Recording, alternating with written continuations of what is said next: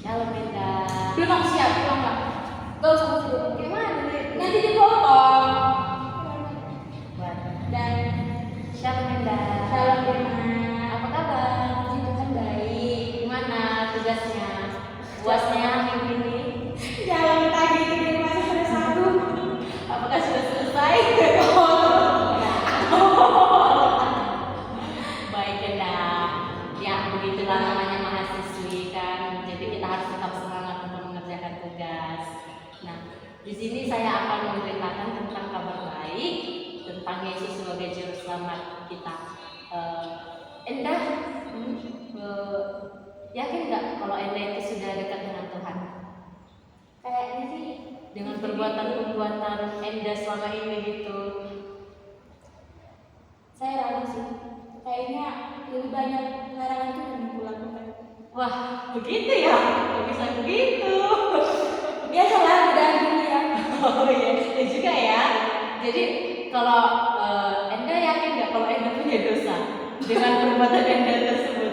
Kalau itu gak usah ditanya pasti. Pasti. Tanpa aku bilang pasti banyak ya dosa. Ya, memang setiap umat manusia memang memiliki dosa masing-masing ya. Nah, di sini saya akan menerangkan kepada Endah tentang Yesus sebagai juru selamat. Nah, saya di sini akan membuat sebuah ilustrasi yaitu Yesus sebagai juru selamat. Wah, judulnya susah banget. Yesus juru selamat.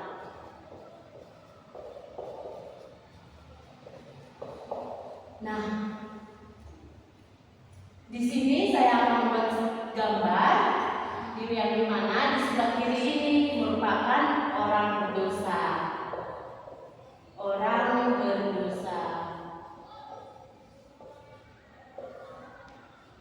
Ini orang berdosa itu ialah kita umat manusia, ya kan? Nah, sementara di sini ialah Allah yang kudus, Allah kudus. Nah, orang berdosa dalam Roma 3 ayat 23 mengatakan karena semua orang telah berbuat dosa sehingga telah kehilangan kemuliaan Allah. Nah, karena keberdosaan manusia tersebut sehingga manusia memiliki jurang pemisah antara dirinya dengan Allah yang kudus. Nah, jurang pemisah antara dirinya, antara manusia dengan Allah yang kudus. Ini ialah jurang pemisah tersebut. Nah. Dalam Yesaya 59 ayat 1 sampai 2 mengatakan,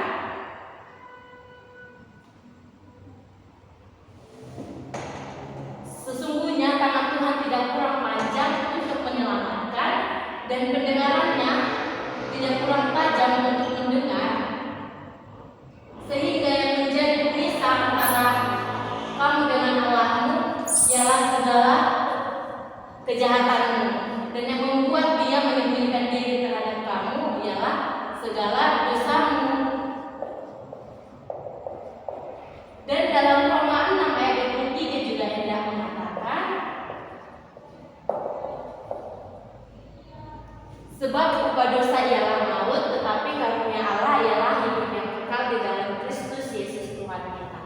Karena keberdosaan manusia ini, sebenarnya manusia ingin sekali dekat dengan Allah, betul tidak?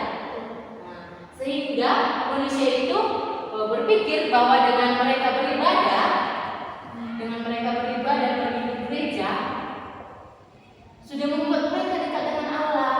Dan ada juga orang yang mengatakan bahwa dengan amal soleh, seperti tetangga kita mengatakan, bahwa dengan berbuat amal soleh, sering memberi, sering berbuat baik kepada sesama, itu sudah membuat kita dekat dengan Allah.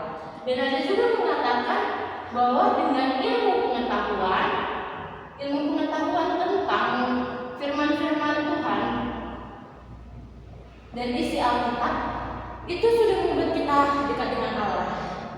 Tetapi Endah, ini semua tidak cukup untuk dekat dengan Allah. Yang membuat kita itu dekat dengan Allah hanya karena iman kita. Ibadah, amal soleh, dan ilmu pengetahuan itu tidak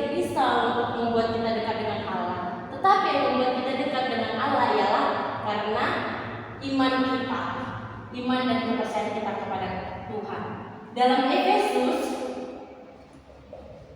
Efesus 2 ayat 8 sampai 9 mengatakan, sebab karena kasih karunia kamu diselamatkan, itu bukan hasil usahamu tetapi pemberian Allah, itu bukan hasil pekerjaanmu, jadi jangan ada yang memegahkan diri.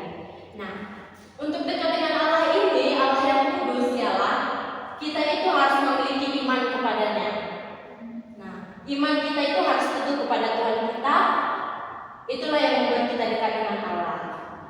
Nah, tetapi karena Allah itu Tuhan sangat sayang kepada kita, Dia rela mengaruniakan anaknya yang tunggal untuk menebus segala dosa-dosa kita. Dalam Yohanes 14 ayat 6 mengatakan, aku berkata kepadamu, kata Yesus kepadanya, akulah jalan kebenaran dan hidup, tidak ada seorang pun yang sampai kepada Bapa kalau tidak melalui aku. Nah, dan Yohanes 3 ayat 16 juga berkata demikian,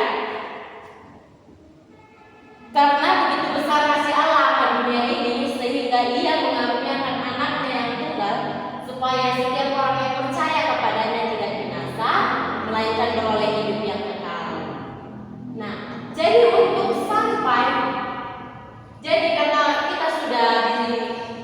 karena Tuhan telah mengaruniakan anaknya yang tunggal kepada kita sudah diselamatkan. Yang dimana kita tadi berada di dalam maut ini, sekarang kita sudah pindah ke dalam hidup yang kekal bersama dengan Tuhan Yesus.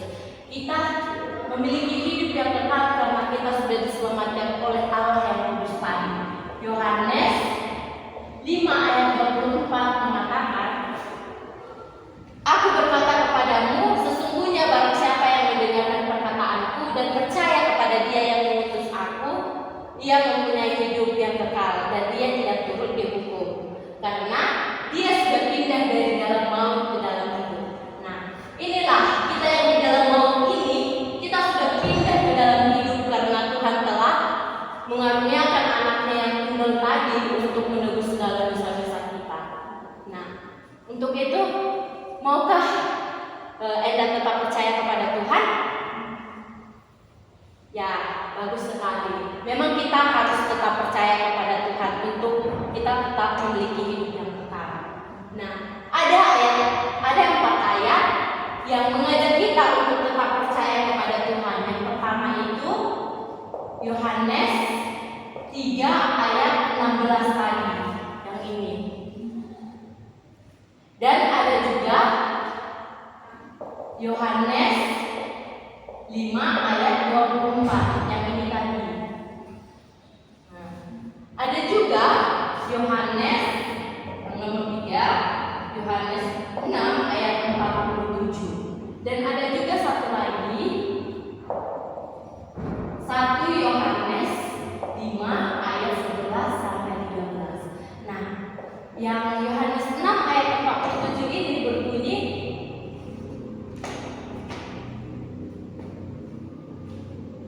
aku berkata kepadamu, sesungguhnya barang siapa percaya, ia mempunyai hidup yang kekal. Nah, kata percaya, memang setiap kita umat manusia, jika kita percaya kepada Tuhan, kita pasti memiliki hidup yang kekal. Dalam 1 Yohanes 5 ayat 11 sampai 13 juga berbunyi, dan inilah kesaksian itu, Tuhan telah mengaruniakan hidup yang kekal kepada kita, dan hidup itu ada di dalam anaknya. Barang siapa memiliki anak, ia memiliki hidup. Barang siapa tidak memiliki anak, ia tidak memiliki hidup. Semuanya itu kutuliskan kepada kamu, supaya kamu yang percaya akan kepada nama anak Allah tahu bahwa kamu memiliki hidup yang kekal. Nah, kata percaya. Jadi kita untuk diselamatkan ini, untuk kita memiliki hidup yang kekal, kita harus percaya kepada Tuhan. Harus percaya. Untuk itu Endah, marilah kita tetap untuk percaya kepada Tuhan, supaya kita memiliki hidup yang kekal. Nah, maukah Endah saya ajak untuk berdoa untuk mendekatkan diri kepada Tuhan? Baik, mari kita berdoa.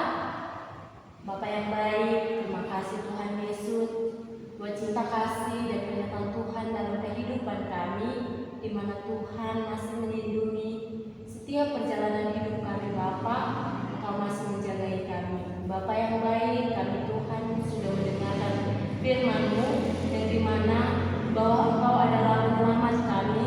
Engkau telah memberikan hidup yang kekal kepada kami. Ajari kami Tuhan untuk tetap percaya kepadamu.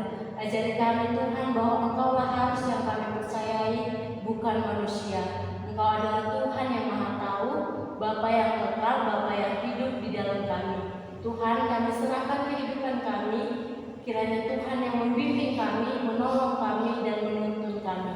Ini kami Tuhan, kami serahkan kehidupan kami. Hanya di dalam tangan Tuhan kami berdoa dan mengucap syukur kepadamu. Amin.